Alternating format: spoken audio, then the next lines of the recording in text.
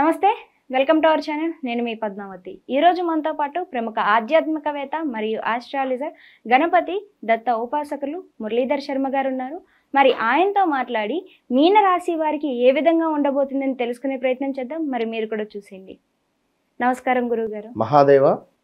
గురువుగారు, ఉగాది నుంచి చూసుకుంటే గనక మనకి నూతన సంవత్సరం అనేది మొదలవబోతుంది. మరి విశ్వవసనామ సందర్భంగా గనక చూస్తే మరి మీనరాశి వారికి ఏ విధంగా ఉండబోతున్నాయి, మరి ముఖ్యంగా చూసుకుంటే మీనరాశి వారికి ఇక నుంచి ఫలితాలు కొంచెం కష్టతరంగా ఉండబోతున్నాయని మరి ప్రతి ఒక్కరు కూడా చెప్తున్నారు. మరి ఈ విధంగా చూసుకున్నట్టయితే గనక ఏ ఏ రంగాల వారికి కష్టతరంగా ఉండబోతుంది, మరి ఎటువంటి జాగ్రత్తలు తీసుకోవాలంటారు? ముందుగా మీనరాశి వారికి congratulations and all the best. ఎందుకు అంటే ఎవరో ఏదో చెప్పారు ఏలినాటి శనికి సంబంధించి అనేటువంటి భావన తీసివేయండి. ఇప్పుడు తెల్లవారుతుంది, రాత్రి అవుతుంది. సో ఈ సందర్భంలో ఏదో ఒక సంఘటన ఈరోజు నాకు బాధ కలిగించవచ్చును, సో రేపు సంతోషం కలిగించవచ్చును. ఒక సంఘటన అనేటువంటిది జరుగుతుందంతే. ఏలినాటి శనిలో ఏదో ఒక సంఘటన జరుగుతుంది. ఆ సంఘటన అది చిన్నగానా పెద్దగానా? ఇప్పుడు నాకు కూడా ఉదాహరణకు చెప్తున్నా, ఈ శనైశ్వరుని యొక్క పీరియడ్లో ఏది లేదు ఊరికే కాలు అనేటువంటిది పట్టుకోవడం జరిగింది. ఏది లేదు ఊరికే. అది జనరల్గా కాస్త ఆయిల్ వేసి తీరడం కావచ్చును. కొంత మనకు ఈ యొక్క బ్యాండేజ్ వస్తుంది, ఏది మన ఆరెంజ్ రిలేటెడ్ ఉండేటువంటిది. ఆ పట్టీ వేసుకోవడం జరిగింది. ఏదో పెద్ద కాలు విరిగినట్టుగానే భావన అయిపోయింది. అది అంటే ఏవో చిన్న సంఘటనలు, ఇనుము కాలికి తాకడం జరిగింది. అది నేను లైట్ తీసుకోవడం వల్ల అక్కడ ఒక ఇన్ఫెక్షన్కు గురై దానిని మొత్తము కట్ చేసి దాని నుండి ఆ ఏదైతే ఫామ్ అయి ఉంటుందో ఆ చీమును దాని అంతా కూడా ప్రెస్ చేసి తీసేసి మళ్ళీ పట్టి వేయడము, ఇలాంటి సంఘటనలు జరిగినాయి. సో ఇదే కొందరికి ఏలినాటి శనిలో కాలు ఫ్రాక్చర్ అయిన వారు ఉన్నారు. ఇదే ఏలినాటి శనిలో బైక్ యాక్సిడెంట్స్ అయిన వారు ఉన్నారు. ఇదే ఏలినాటి శనిలో ఇల్లు అమ్ముకున్న వారు ఉన్నారు, ఇల్లు కట్టుకున్న వారు ఉన్నారు. సో నేను చెప్పేది ఏమిటి అంటే, మన కర్మ. ఎవరైనా సద్గురు గారికి కూడా తప్పలేదు, బ్రెయిన్ ఆపరేషన్ జరిగింది వారికి. సో అందులో మనం చేసుకునే కర్మ ఎంత? డైలీ ఉదయం లేచినప్పటి నుండి సాయంత్రం పడుకునేటువంటి సందర్భంలో ఒక్కరి మనసును కూడా బాధ పెట్టకుండా ఎంతో సంతోషంగా మనం ఉంటే ఏది మనకు ఇబ్బంది అనేటువంటిది కలగదు. ధర్మానికి సంబంధించినటువంటి విషయాలు నలుగురికి పంచుతూ ఉండాలి.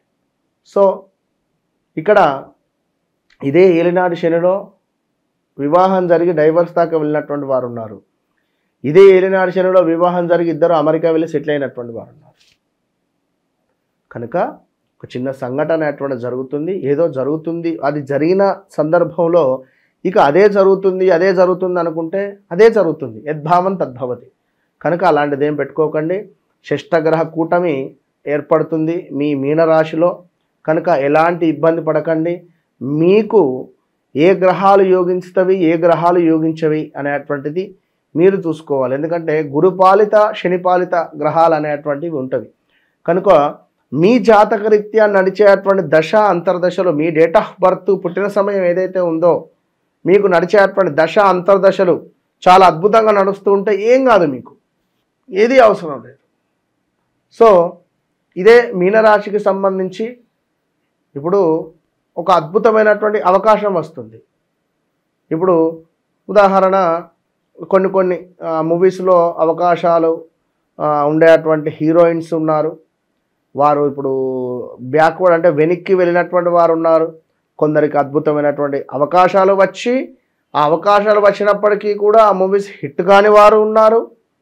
ఆ నటన బాగాలేదు అనేటువంటి వారు ఉన్నారు. చెప్పలేము ఏది ఏమని జరిగేది.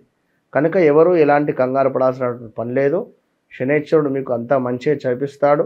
కనుక తప్పకుండా ఎలాంటి వృత్తిపరమైనటువంటి ఇబ్బందులు కానీ ఆరోగ్యపరమైనటువంటి ఇబ్బందులలో ఉండేటువంటి వారు తప్పకుండా కూడా దానికి సంబంధించినటువంటి రెమెడీస్ చేసుకోండి. ఒక స్టీల్ బౌల్ తీసుకొని అందులో నువ్వుల నూనెను పోసి మీ ముఖాన్ని చూసుకొని దాన్ని అలాగే తీసుకువెళ్ళి శనైశ్వరుని ముందు దీపారాధన కానీ లేదా శనైశ్వరుని యొక్క పాదాల మీద పోయడం వల్ల అద్భుతమైనటువంటి ఫలితాలు ఉంటాయి. సో దీంతో పాటుగా ఒక స్టీల్ ప్లేట్లో నల్ల నువ్వులను వేసి దానిపై ఒక దీపారాధన చేసి దీపము కొండెక్కిన తర్వాత దానిని 3 కూడలులు కానీ 4 కూడలులు కానీ ఉండే ప్రదేశంలో పెట్టడం కూడా ఎంతో అద్భుతము. సో ఈ రాశి స్త్రీ పురుషులు పూర్వభాద్ర నక్షత్రం 4వ పాదము, ఉత్తరాభాద్ర 1, 2, 3, 4 పాదాలు, రేవతి నక్షత్రం 1, 2, 3, 4 పాదాలు. ఇక్కడ ది అక్షరము, ద అక్షరము, షా అక్షరము, దే అక్షరము, దో అక్షరము, చి అక్షరాలు. ఏదో ఒక రకంగా పోలీస్ రిలేటెడ్ మనకు జరిగేటువంటి పరిస్థితి. అది ఇప్పుడు ఉదాహరణకు ఒక వ్యక్తి 2016లో కారు పర్చేస్ చేశాడు. మనకు సంబంధించిన వ్యక్తి 2016లో కారు కొనుక్కుంటే సెకండ్ హ్యాండ్ కారు. సో తన పేరు మీద చేసుకోరా నాయన అని చెప్పన్నారు. కంటిన్యూ ఫైనాన్స్ కింద ఇచ్చారు. నెల అమౌంట్ పే చేసుకున్నారు. అంత అయిపోయింది. ఇక ఆ యొక్క అమౌంట్ క్లియర్ అయిపోయిన తర్వాత అతని పేరు మీద అతను చేసుకోవాలి లెక్క ప్రకారం. సో చేసుకోకుండా ఒక యాక్సిడెంట్ జరిగింది. ఆ యాక్సిడెంట్ పోలీస్ స్టేషన్ దాకా వెళ్ళింది. సో పోలీస్ రికార్డు ప్రకారంగా ఆ వెహికల్ ఎవరి పేరు మీద ఉంది, పలానా వ్యక్తి నెంబర్ ఏది, ఫోన్ వస్తుంది. భయభ్రాంతులకు గురవ్వడమే కదా. అరే నా పేరు మీద వెహికల్ నేను అమ్మేసిన ఎప్పుడో, లేదు యాక్సిడెంట్ అయింది మీరు రాండి. మనం అక్కడికి వెళ్ళాలి. పరిస్థితి ఇది, రాయించున్నటువంటి బాండ్ ఇదేమిటి, ఎట్లా చెప్పలేము. ఇగో ఇలాంటి సిచ్యువేషన్స్. సో అలా ఉంటవి. సో అదేవిధంగా కొన్ని పనులు లేటుగా ముందుకు వెళతాయి. శస్త్రచికిత్సలు కానీ, అనారోగ్య లోపములు, చిన్న ప్రమాదాలు, పెద్దవారితో విరోధములు, అదేవిధంగా ఇతరుల చేతిలో మోసపోవడానికి ఎంతో ఛాన్స్ ఉంటుంది. సో చాలా జాగ్రత్తగా ఉండాలి. కలహాలకు దూరంగా ఉండటం మంచిది. కోర్టు కేసులు తగవులు అధికముగా ఉండును. గురువు ప్రభావంచే ఈ సంవత్సరం మధ్య నుండి కొంత శుభముగా ఉండేటువంటి పరిస్థితి ఉంది. బంగారము, భూమి, గృహము, వాహనాల ద్వారా మరియు ఇంటి యందు శుభకార్యముల వలన చక్కటి ఖర్చులు పెరిగే పరిస్థితి ఉంది. సో జాగ్రత్త. అంటే ఇక్కడ బంగారం కొనుక్కుంటున్నారు, భూమి కొనే పరిస్థితి ఉంది, వాహనాలు కొనే పరిస్థితి ఉంది, శుభకార్యాలు చేసే పరిస్థితి ఉంది, ఒక స్థిరాస్తిని ఏర్పాటు చేసుకుంటున్నారు. శని పీరియడ్లోనే ఊహించిన అవకాశాలు, అద్భుతాలు జరిగే పరిస్థితి, అవకాశాలు కూడా వస్తాయి. కుటుంబంలో కొన్ని తగవులు అయితే ఉన్నను కూడా మీరు లెక్క చేయకుండా ఉండండి. తప్పకుండా కూడా తరచూ కూడా ధనాదాయం గురించి ఆలోచనలు చేయకుండా ఉండండి. పెద్దవారితో కొంత మీటింగ్స్ ఏర్పడేటువంటి పరిస్థితి ఉంది. కుటుంబ సభ్యులకు తప్పకుండా కూడా మీరు ఒక ధైర్యంగా ఉండేటువంటి ప్రయత్నం చేయండి. అనుకోని ఖర్చులు మీద పడేటువంటి పరిస్థితి. మీరు ఏదేని పని చేస్తారో వాటికి పెట్టుబడులు తప్పకుండా ఏదో రకంగా వచ్చేటువంటి పరిస్థితి ఉంది. శత్రుత్వము మాత్రము పెరిగే పరిస్థితి ఉంది. తప్పకుండా మన ఛానల్లో ఉంటుంది. ఆ యొక్క మిరియాలకు సంబంధించినటువంటి ఇంటర్వ్యూ చూడండి. ఏదైతే రెమెడీ చెప్పి ఉన్నామో అది చేసుకునే ప్రయత్నం చేయండి. జీవితంలో విరక్తి పొందేటువంటి పరిస్థితులు, భావాలు ఏర్పడేటువంటి పరిస్థితి ఉంటుంది. అనుకోని లాభాలు కానీ, స్థిరాస్తులు కలిసి వచ్చును. ఇంటి యందు పురుషులకు, స్త్రీలకు తప్పకుండా మంచి జాబ్ దొరకడం కానీ, అద్భుతమైనటువంటి లాభదాయకంగా ఉండేటువంటి పరిస్థితి ఉంది.